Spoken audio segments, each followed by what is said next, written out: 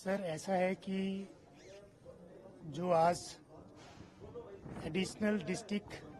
जज 1 शिमला के कोर्ट में कोई ऑल हिमाचल मुस्लिम ऑर्गेनाइजेशन के स्पोक्स पर्सन है नजाकत अली हाशमी जी, उन्होंने सेक्शन 253 ऑफ एमसी एक्ट में एक अपील दायर कर रखी है, जो कमिश्नर साहब ने 5 अक्टूबर 2024 को जो ऑर्डर किए थे 3 फ्लोर को डिसमेंटल करने के, और जो ऑर्डर किए थे वो 12/9/2024 को एक रिप्रेजेंटेशन जो था वो संजौली मस्जिद कमेटी के प्रेसिडेंट लतीफ मोहम्मद ने दिया था। और उस दिन उन्होंने सारे मीडिया में जाकर के और न्यूज़पेपर में जाके बड़े बड़े अपने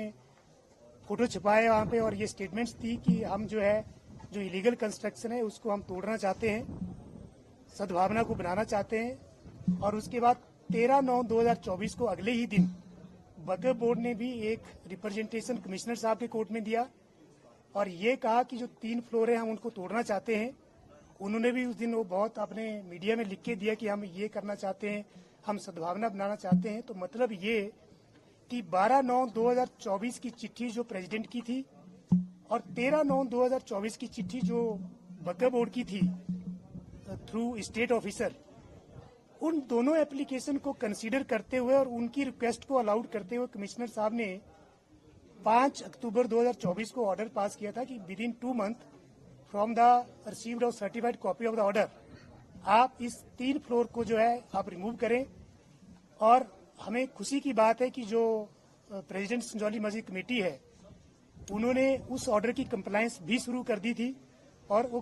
आज की डेट में भी कर रहे हैं उसको। लेकिन उसके बाद जो हमारे जो स्टेक होल्डर्स हैं, जो लोकल रेजिडेंट्स हैं, उन्होंने 21 अक्टूबर 2024 को हाईकोर्ट में एक रिट फाइल की थी, जैसा हमने आपको पहले कहा था। और उस रिट में माननीय हाईकोर्ट ने कमिश्नर साहब को डायरेक्शन दी थी कि इस केस का निपटारा 8 हफ्ते के अंदर करें, और जो 8 हफ्ते हैं वो 20 दिसंबर को खत्म हो जाते हैं।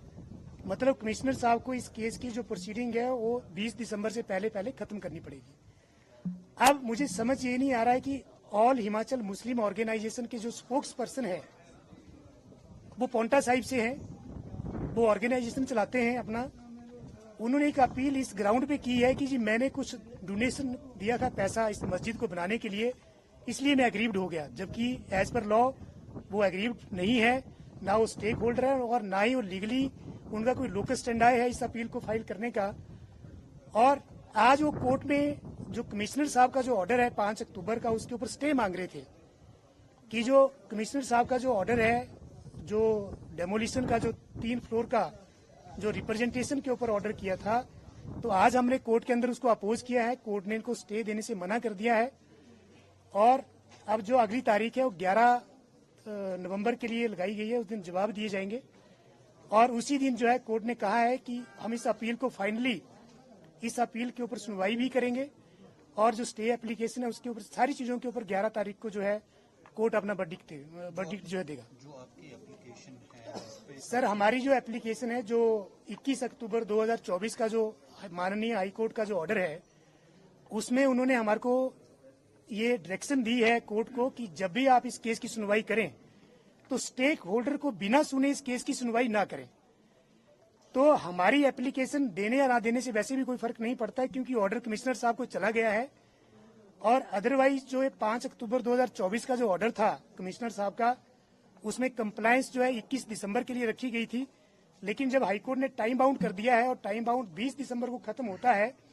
तो जो ये केस है पहले ही प्रीपोन कर दिया जाएगा और स्टेक होल्डर्स को भी नोटिस किए जाएंगे कमिश्नर कोर्ट के द्वारा, क्योंकि हमारे को सुने बिना इस केस का फैसला नहीं हो सकता, क्योंकि हाईकोर्ट ने ये ऑर्डर कर रखा है। तो हमारी एप्लीकेशन से कोई फर्क नहीं पड़ता। लेकिन हमने कोर्ट में आज यही कहा कि जिसने अपील फाइल की है इसका लोकस स्टैंडाई क्या है, इस आदमी का इस केस से क्या लेना देना है, जबकि ये आदमी ना तो नीचे वाले कोर्ट में जो है ये पार्टी है, ना ये अफेक्टेड है और ना इसका कोई गिरीवांश हो वहाँ पे। तो अब 11 तारीख को फाइनली इस केस का जो है कोर्ट ने कहा है, तो मुझे लगता है 11 तारीख को इस अपील का निपटारा हो जाएगा और इस अपील जो है जो ये फाइल की गई है ये डिसमिस होगी और हम कोशिश करेंगे इनको जुर्माना कम से कम 5 लाख रुपए का लगे। Thank you.